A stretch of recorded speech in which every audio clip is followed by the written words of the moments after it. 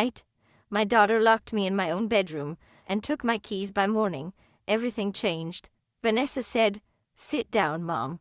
Not like an invitation but like a command, and I understood immediately that this was not a family talk but a verdict already decided, with Caleb standing just behind her shoulder, arms crossed, watching me the way people watch something they intend to manage rather than listen to. I sat, because refusing would have turned into proof of whatever story they were preparing to tell, and the first thing I noticed was the pile on the table. A bank notice with bold red lettering, printed emails, and overdue statements, laid out neatly as if my life had already been summarized into evidence. I asked quietly, "What is going on?" And Vanessa snapped back without missing a beat. "Do not play innocent. This is because of you." Her voice sharp with a resentment that sounded practiced. She leaned forward and said, "You always do this. You pretend to be calm while everything around you falls apart." And then she added the sentence she knew would sting, "You live like it is 50 years ago, and it makes me look like I came from nothing." Caleb cleared his throat and stepped in with the tone he uses when he wants to sound reasonable, saying, "Jane, you do not really understand credit or timelines, so it is better if you do not interfere right now." And then, glancing pointedly at my purse, "With your condition, it is probably safer if you do not hold on to your keys tonight." I felt my stomach tighten, and I said evenly, "Those are mine."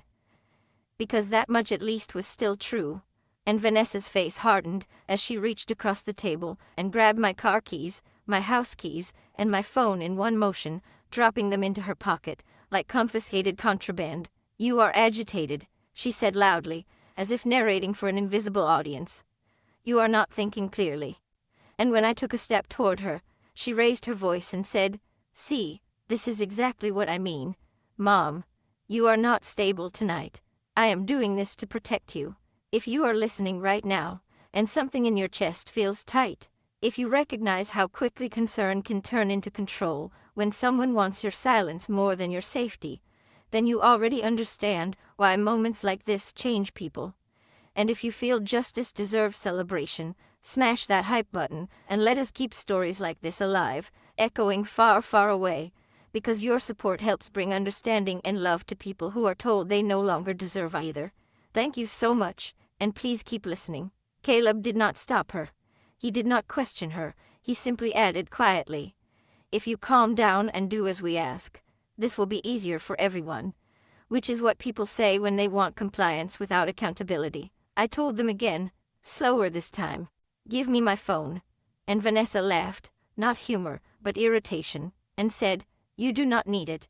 You will just make things worse," before placing her hand on my arm and steering me toward the hallway with a firmness that crossed from guidance into force. "Mom, stay in your room tonight," she said, her voice suddenly gentle in the way that feels more dangerous than shouting. "Do not come out, and do not embarrass us anymore." I stopped in front of my bedroom door and said, "You cannot do this." And Caleb leaned in close enough that I could smell his cologne and whispered, "If you start yelling, we will tell them you are confused, and people believe daughters, especially when mothers get old." The word old landed harder than any insult, because it was the justification for everything they were about to do. Vanessa pushed me inside, closed the door, and I heard the lock turn from the outside, with a sound that was unmistakable and final. A clean click that traveled through my body like ice. I stood there for a moment, my hand on the doorknob, trying it, once, twice, before understanding that this was no longer an argument, it was confinement, and the air felt different when that realization settled. I did not scream because screaming would have given them exactly what they needed, proof that I was unstable, and instead I sat down on the edge of the bed, my heart pounding hard but my thoughts strangely clear.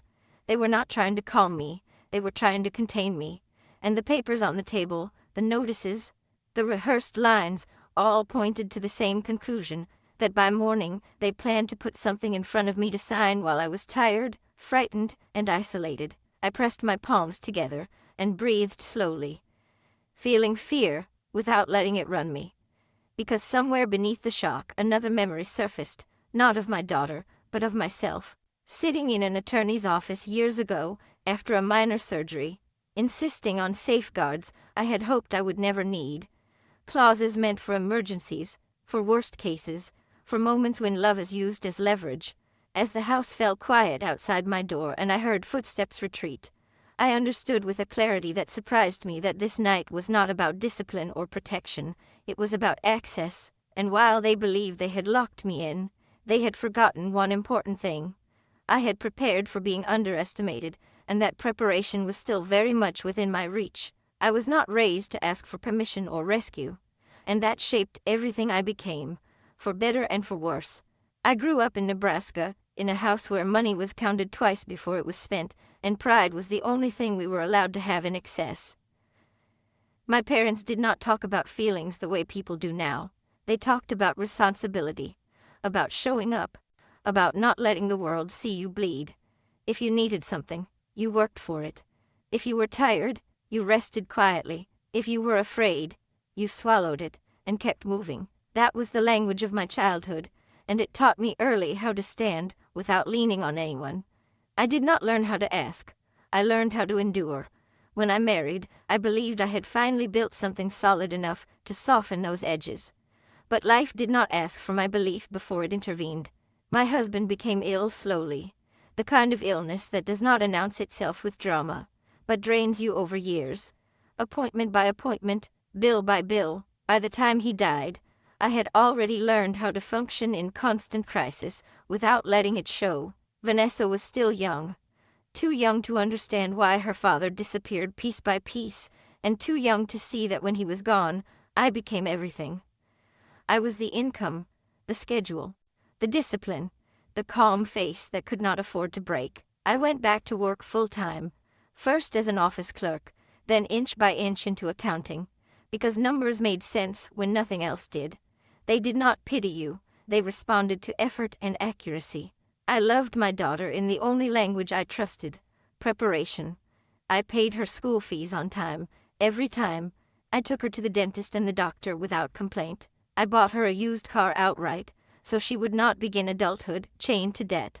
I did not surprise her with gifts or gush about her achievements to strangers, not because I was not proud, but because pride, to me, was private. I believed then that real love did not need an audience. I believed if I built a stable floor under her feet, she would not need applause to stand tall. But Vanessa grew up in a different world, one where love is often measured by how visible it is. Other mothers hugged in public, posted photos, wrote long captions about sacrifice and joy. I did not. I wore practical clothes. I spoke directly. I did not soften truths or decorate effort with praise. I thought consistency was enough. I thought security would translate into gratitude. I did not realize that to Vanessa, my quiet strength felt like distance. Where I thought I was protecting her dignity, she felt unseen. Where I believed I was respecting her privacy, she believed I was withholding affection. As she got older, I noticed the shift. She compared. She measured. She watched her friends receive help from parents who made it look easy and generous, and she watched me continue to live simply, even when I could have spent more. My restraint embarrassed her. My refusal to perform motherhood made her feel ordinary. She wanted to be seen as someone who came from abundance, not discipline. And because I did not need her, because I managed my own life without leaning on her emotionally or financially, she began to feel unnecessary. That is a truth people do not like to admit, that some children resent parents who remain whole. My independence did not make her feel secure. It made her feel irrelevant. I opened my retirement accounts with one promise to myself: I would never become a burden. I had seen what dependency did to families. I had lived through illness and loss, and knew how quickly love can turn into obligation. I saved so Vanessa would never have to choose between caring for me and living her life. I did not tell her that every contribution was an act of restraint, that every dollar saved was a way of loving her without tying her down. I assumed she would understand one day. 2 years ago, after a minor fall and a routine eye surgery, Vanessa suggested I sign a limited power of attorney. She framed it as care. She said it was just in case, just paperwork, just to help if I was tired or recovering. I agreed because I trusted her, and because I believed preparation was wisdom, not weakness. I never imagined that same document would later be used to question my autonomy. At the time, nothing changed. I still paid my bills. I still tracked my accounts. I still lived independently. And that, I now understand, was the problem. Vanessa wanted to be needed. She wanted to feel like the capable one, the rescuer, the adult in control. My continued competence denied her that role. The more I managed my own affairs, the more she framed it as stubbornness. The more clearly I kept my boundaries, the more she described them as confusion. She began to speak about me as if decline were inevitable, as if it were only a matter of time before she would have to step in and take over. In her mind, my strength was an obstacle to her authority. I endured the small dismissals because I believed love meant patience. I stayed quiet because I did not want to embarrass her or make her feel like she came from hardship. I convinced myself that enduring misunderstanding was the price of keeping peace. What I did not see was that my silence was being reinterpreted as permission. My independence, instead of being respected, was being challenged. And the more I proved I could stand on my own, the more Vanessa seemed determined to prove that I should not. I used to believe that being needed was the same as being loved, and that belief kept me blind longer than I care to admit. It took years to understand that Vanessa did not resent me because I failed her, but because I refused to fail myself. She did not hate my mistakes. She hated my independence. She hated that I woke up every morning capable, coherent, and unwilling to collapse into the role she wanted to assign me. I did not need saving, and to her, that was an unforgivable crime. Vanessa wanted a mother she could rescue, not because I was weak, but because my weakness would have made her feel important. Caleb never raised his voice.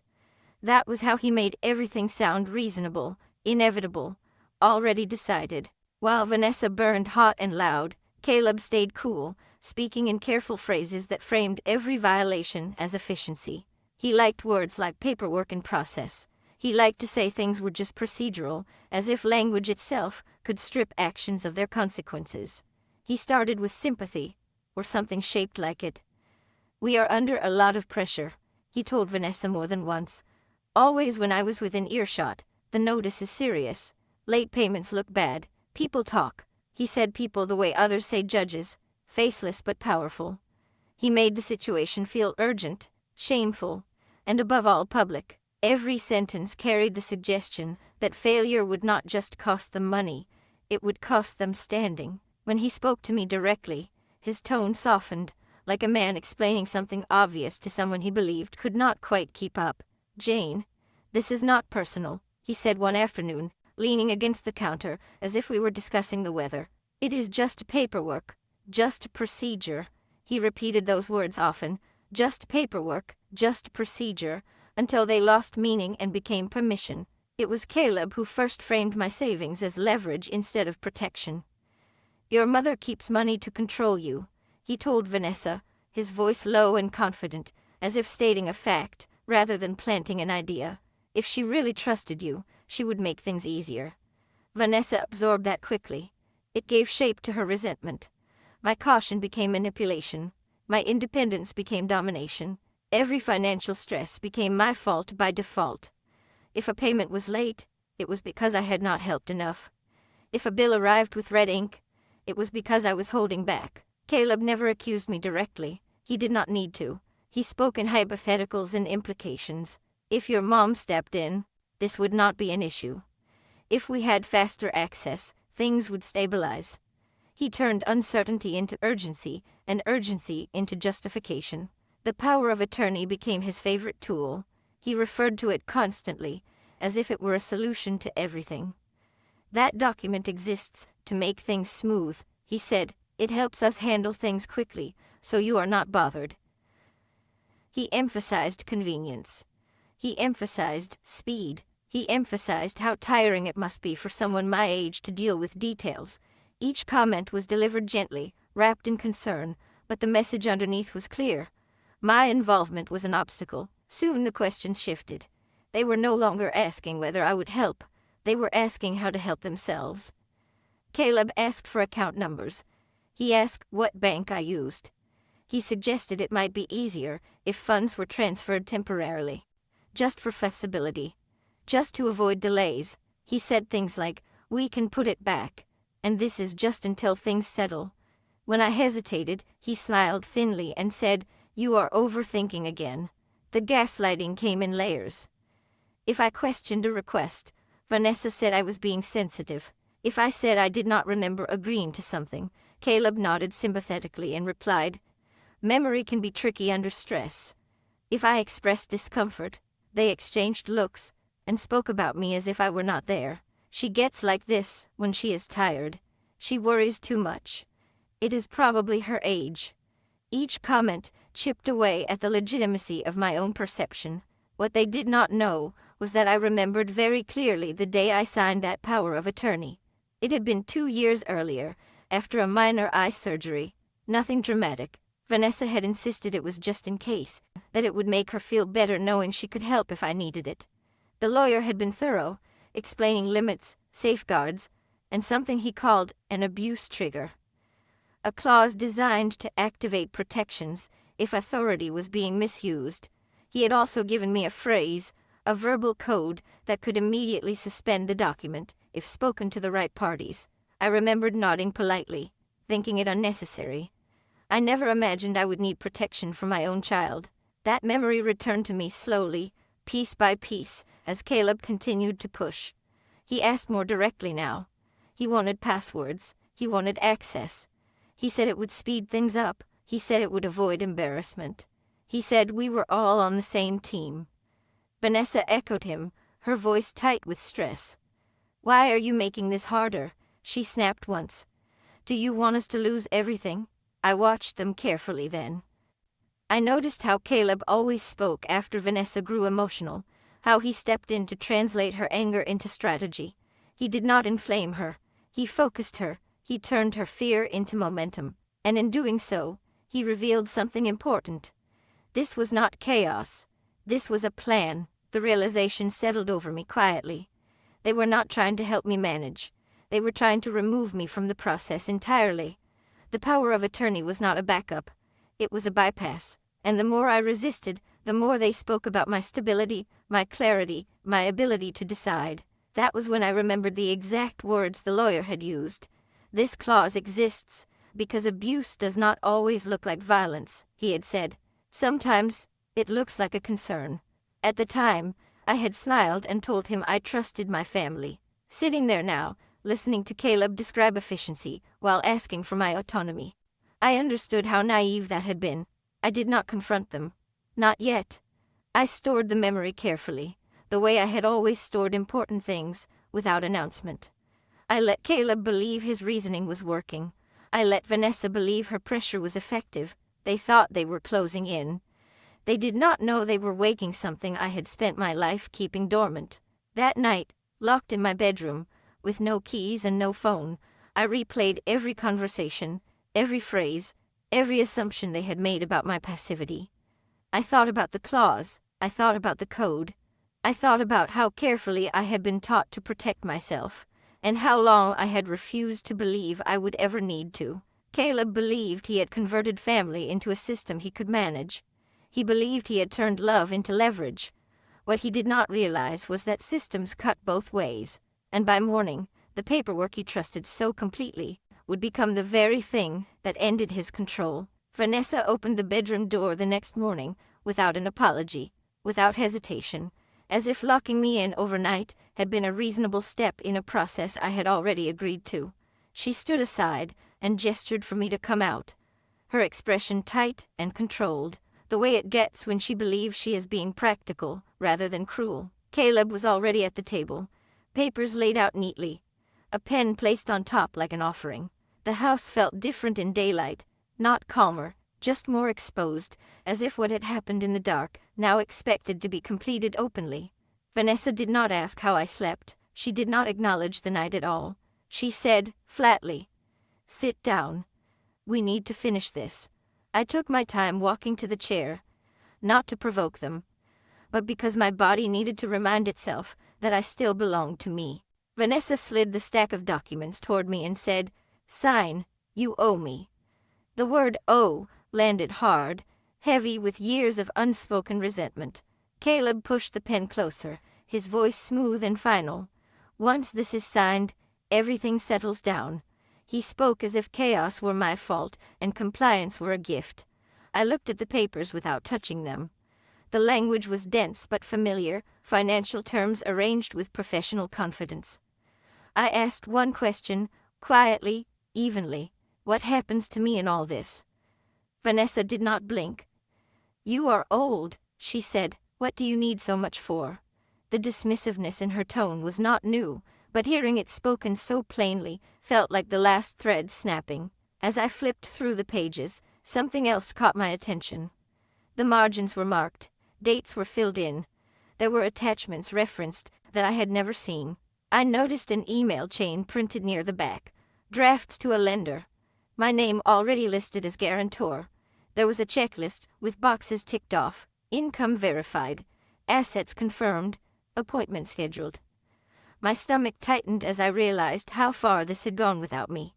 This was not preparation. This was execution. I looked up and met Caleb's eyes. You have already started this, I said. He hesitated for half a second, just long enough to reveal the truth, then shrugged. Whether you sign or not, he said. Things are already pretty far along. The sentence hung in the air, careless and revealing. That was the moment the last doubt left me. This was not pressure born of desperation. This was entitlement, acting on opportunity. Vanessa leaned forward, her voice rising. Do not do this, she snapped. Do not pretend you are confused. You know what this is. I asked her calmly how they had my signature on documents I had never seen. She waved her hand dismissively. You gave us permission, she said. Stop acting like a victim. Then she said it, the words she would later pretend she never meant. You are not a person in this, she said sharply. You are a tool. Her mouth tightened as if the thought had been waiting too long to come out. You were always the foundation. Foundations do not get opinions. Something inside me went very still. Not numb, not broken, just finished. I did not cry. I did not raise my voice. I understood then that if I begged, it would only confirm the role they had assigned me. If I argued, they would call it instability. If I resisted openly, they would escalate. They were counting on my emotion to justify their control, so I did the one thing they did not expect. I closed the folder carefully and aligned the papers. I placed the pen back where Caleb had set it. I looked at them both and said evenly, Give me time. I will do this the right way. Vanessa scoffed. There is no time, she said. We are already late. Caleb added, The lender will not wait. I will handle it through proper channels, I repeated. My voice did not shake. The calm in it seemed to unsettle them more than anger would have. Vanessa stood abruptly, the chair scraping loudly against the floor. Do not make this harder than it needs to be, she warned. We are doing this. I nodded, not in agreement, but in acknowledgement that the conversation was over. They mistook it for surrender. I could see it in the way Vanessa exhaled, in the way Caleb relaxed his shoulders. They believed the door had closed behind me. They did not realize I had just closed a different one, quietly, permanently. I went back to the bedroom without another word. My heart was steady now. The fear from the night before had burned away, leaving clarity in its place. I understood that I was no longer fighting to be loved. I was choosing to be safe. Whatever happened next would not be decided at that table. As I sat on the edge of the bed, I felt something settle deep inside me, a line I would not cross again. They had mistaken my patience for permission. They had mistaken my love for access. They believed they had taken my dignity. What they did not know was that I had already taken it back. And by the time they realized it, the doors they relied on would no longer open for them at all. Vanessa locked the door again that second night, quieter this time, as if repetition made it reasonable. She took my keys from the dresser, my phone from the nightstand, and said it was for my own good, that I was worked up, that I could say things I did not mean. I did not argue. I watched her hands, noticed how practiced the movements were, how Caleb stood behind her without meeting my eyes. Just sleep, she said. We will talk in the morning. The lock turned with the same dull click, and the sound did not scare me the way it had the night before. Fear needs uncertainty to survive. And by then, I understood exactly what they were doing. I sat on the bed and did nothing. I did not bang on the door. I did not call out. I did not pace. I let the quiet stretch, because quiet had always been my ally. What they did not know was that silence had been built into my life deliberately. Years earlier, when I had signed that limited power of attorney after my eye surgery, the attorney had insisted on safeguards I barely noticed at the time. Elder monitoring was one of them. A simple check-in protocol tied to my accounts and medical file. Not invasive, not dramatic, just confirmation that I was reachable and consenting. Miss the window. And the system did what it was designed to do. I had never missed it before. That night, I let the check-in pass. I lay awake listening to the house settle, to Vanessa and Caleb talking in low voices down the hall, their words muffled but urgent. I thought about how many times I had been told not to make a scene, not to embarrass my daughter, not to draw attention. And I thought about how little attention it takes for harm to continue when no one is watching. I did not call anyone. I did not need to. The system was already listening. Morning came with the sound of footsteps outside my door and the scrape of chairs being moved in the kitchen. I was sitting upright when the knock came, firm and unfamiliar, followed by a voice asking if everyone was all right inside. Vanessa answered, quickly, too quickly, her tone bright and brittle. She said her mother was confused, that I had been agitated, that they were managing it. Caleb added a layer of concern, talking about stress and memory, and how difficult it can be to care for an aging parent. They were good at this, rehearsed without realizing they were rehearsing. The knock came again, closer this time.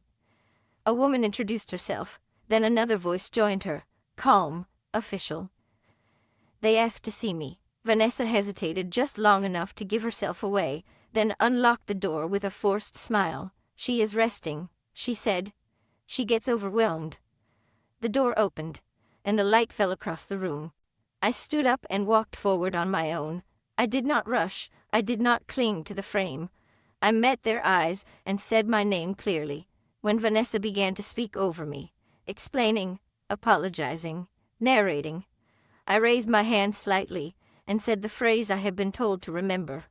The one sentence that mattered more than any argument. It was a code, simple and unremarkable to anyone else, but it landed like a switch being flipped. The woman nodded once.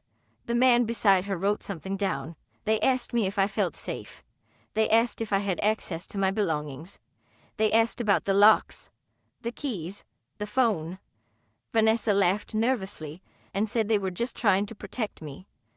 Caleb said misunderstandings happen, but the questions did not stop. They asked to see the power of attorney. They asked who had control of my accounts. They asked why I had been unable to check in. The room shifted as the answers stopped lining up. I watched as the story slipped out of Vanessa's hands. She tried again, talking about my age, my stress, my confusion. The woman listened, and then looked at me. Do you consent to this arrangement? She asked, simply. No, I said. The word felt clean and complete. What happened next was not loud or dramatic. It was procedural. The abuse trigger clause was activated, the one my attorney had insisted on, the one I had never expected to need. The power of attorney was suspended, pending review. Control reverted immediately. Questions became instructions. Keys were requested. My phone was returned. Caleb's explanations grew shorter. Vanessa's voice shook. They were asked why a door had been locked. They were asked why I had been isolated. The answers sounded thin, even to themselves. By the time the officers left, the house felt hollowed out, stripped of certainty. Vanessa stood in the kitchen staring at the floor, her hands empty. Caleb avoided my gaze entirely. I did not feel triumphant. I felt steady. The system had done exactly what it was meant to do. Not punish, not accuse, but remove the advantage of control. I gathered my things while they watched, unsure now whether to stop me. I did not tell them where I was going. I did not need to. The truth no longer belonged to them. As I walked out the front door, keys in my hand, phone in my pocket, I understood the full shape of the change that had taken place overnight.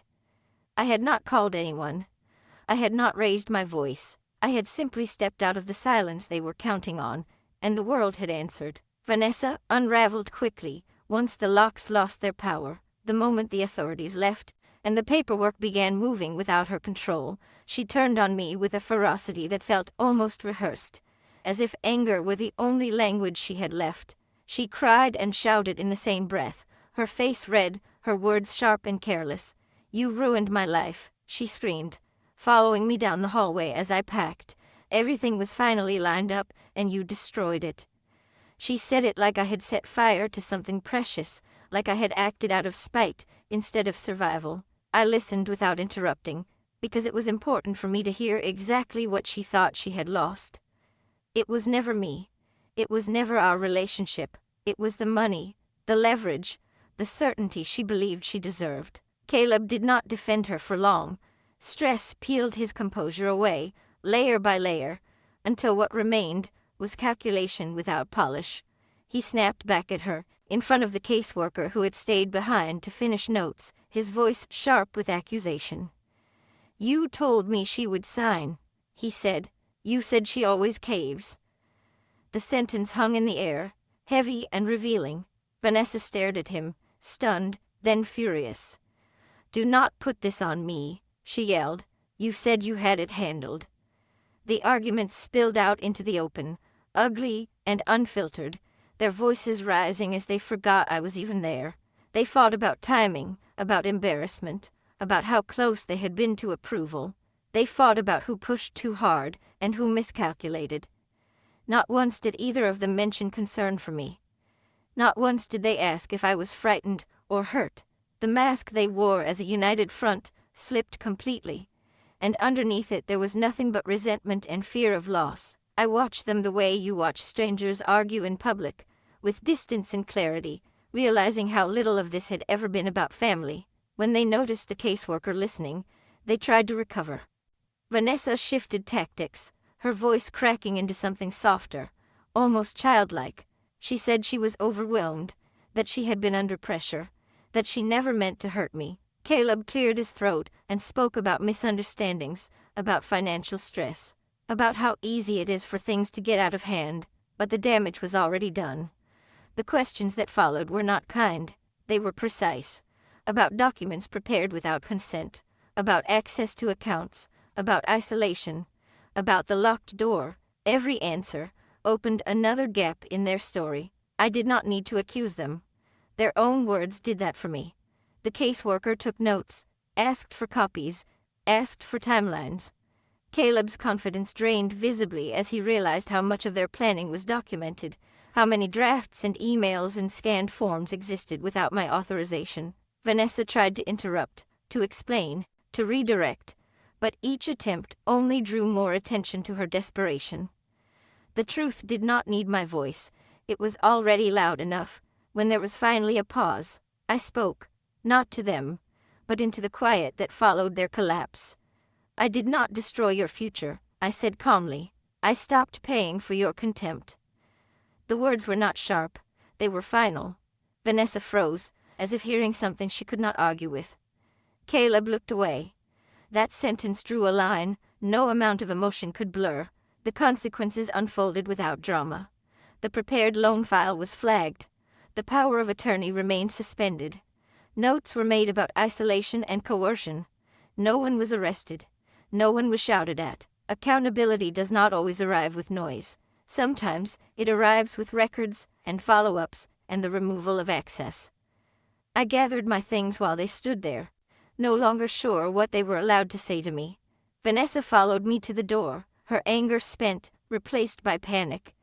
"You cannot do this," she said weakly. "You are my mother." I turned to her, tired but clear. "Being your mother does not mean being your resource," I replied. Caleb said nothing.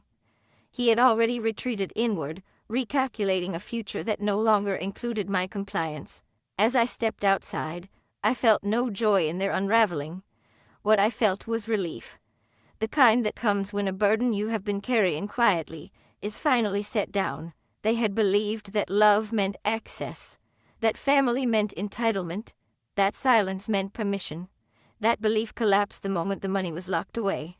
What remained was who they truly were when they could no longer take. I drove away knowing I would not need to explain myself again. The truth had already done the work. I met with Martin Hale on a quiet weekday morning. The kind of appointment that does not feel dramatic, but changes everything. He reviewed the suspension of the power of attorney, confirmed its full revocation, and documented the pattern of coercion with calm efficiency. There was no judgment in his voice, only precision. He helped me reinforce my financial safeguards, updated beneficiary designations, and placed layered security on every account. Nothing could move without my presence, my identification, my consent. When he finished, he slid the folder back to me and said, "You are protected now." I realized how rarely anyone had ever said that to me without asking something in return. I did not return to Vanessa's house.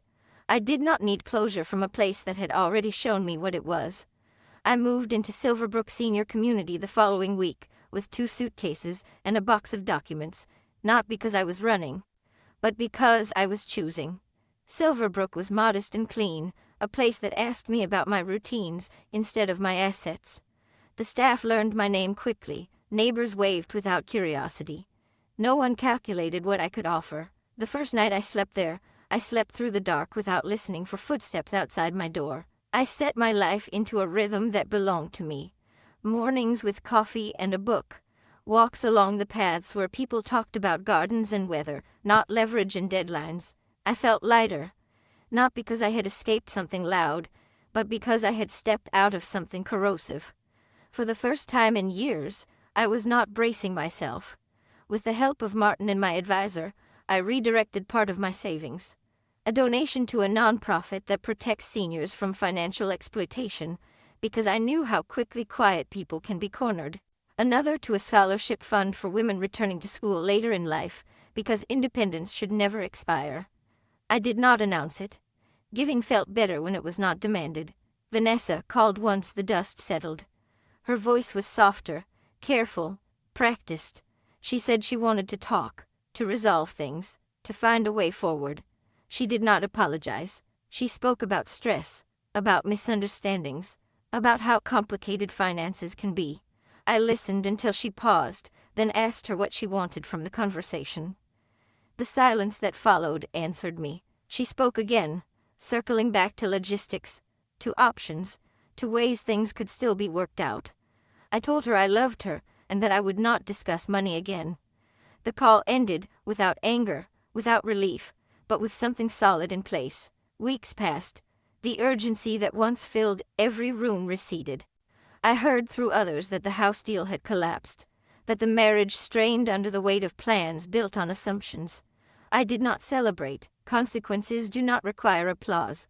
They arrive when they are ready. One afternoon, I stood by my window at Silverbrook and watched the light settle across the courtyard. I thought about the night Vanessa took my keys, about the click of the lock, about how quickly authority can be misused when someone believes they are entitled to another person's future. I also thought about how long I had been preparing without knowing it. The accounts I opened to avoid being a burden, the documents I kept in order, the clause I never imagined I would need. None of it was accidental. It was the quiet work of a woman who refused to become invisible. Vanessa called again months later, asking to meet. I told her I was open to seeing her if we could talk without conditions. She agreed. Whether that would last, I did not know. What mattered was that I no longer needed to trade myself for peace. I learned something important in the aftermath. Justice does not always roar. Sometimes it whispers and locks doors that should never have been opened. Sometimes it looks like a small apartment where no one counts your worth. Sometimes it is the simple act of keeping your keys. When my daughter locked me in my room and took them, she forgot one thing. I had been securing my future for years, and by morning, everything had already changed. Before you go, let me leave you with this. I did not share my story to turn pain into spectacle or to paint anyone as a villain.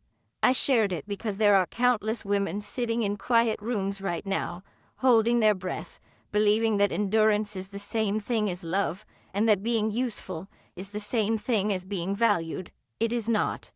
Love does not require you to disappear. Family does not get to erase your dignity. And age does not cancel your right to safety, respect, or choice. If you recognized yourself anywhere in my story, If a single sentence made your chest tighten or your thoughts slow, then you are not alone, and you are not imagining it. Your clarity is not cruelty. Your boundaries are not betrayal. Choosing yourself is not abandonment, it is survival. Stories like mine are often buried under politeness and shame, but when they are spoken out loud, they become lifelines for someone else, who is still locked behind a door, wondering if anyone would believe them. That is why this space matters. If you want to hear more true stories like this, stories told by women who were quiet for a long time and finally chose themselves, please subscribe to Grandma True Stories. Your support keeps these voices alive and helps these stories reach the people who need them most. Thank you for listening. Thank you for believing. And remember this: when a grandmother finally speaks, it is not because she is weak. It is because she is done being silent.